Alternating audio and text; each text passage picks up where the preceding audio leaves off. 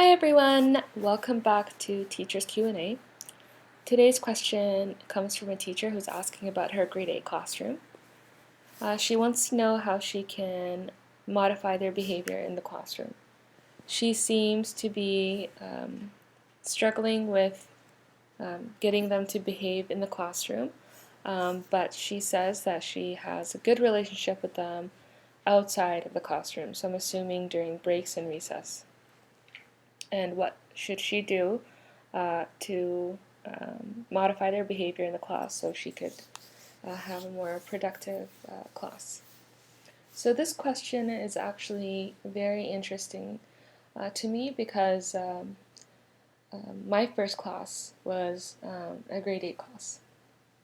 And I find this age group to be very interesting, and it's very rewarding to be able to influence and teach students at this age. So behavior management at this age is perceived by many to be a little difficult, just because they're transitioning into becoming teenagers. But I found it to be quite the opposite. I was able to kind of use a little bit of my psychology as well as my teaching background to kind of navigate this age group. So around this age, I won't get into too much psychology terminology, but at this age group, we are going through a developmental stage that Erik Erikson called identity versus confusion. And just very briefly, during this stage, children are facing the challenge of developing a sense of self. So they want to assert control of their own self, pretty much, and they don't want to be told like children. They want to have autonomy, and they're gonna push for that in ways that might not be conducive for a classroom. So what I found as a teacher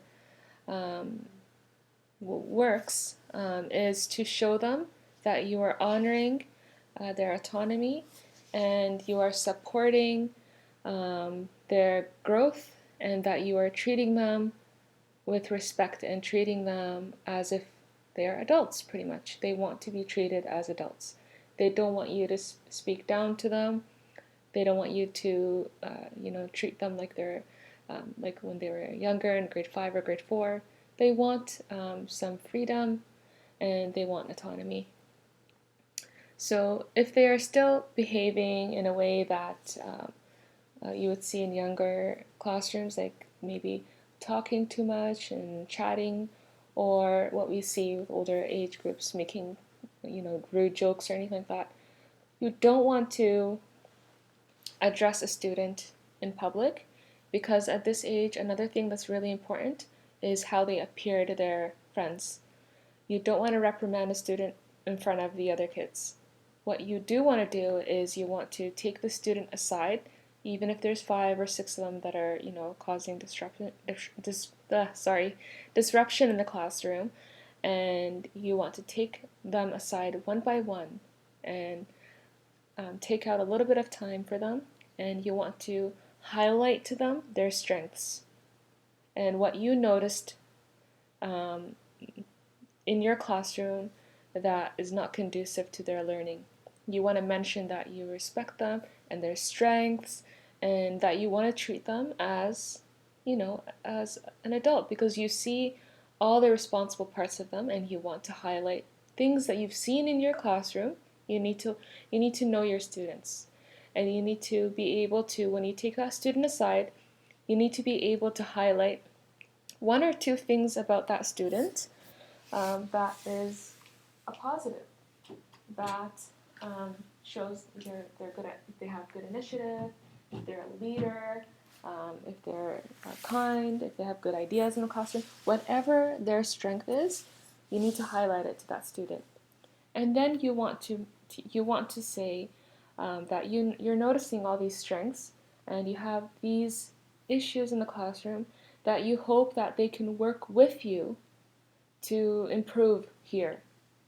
And giving them that responsibility and speaking to them in that way, they hold themselves accountable.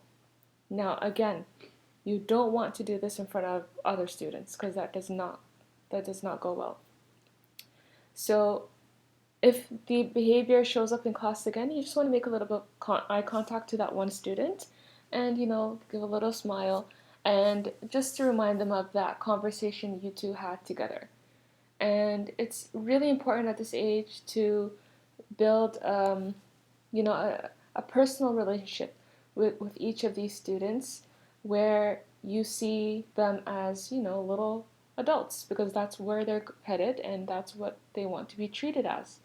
And this is the best way to get positive behavioral,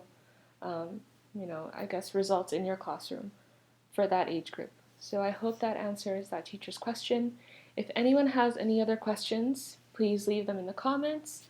I will reply and make a video of any question that I see has a lot of interest.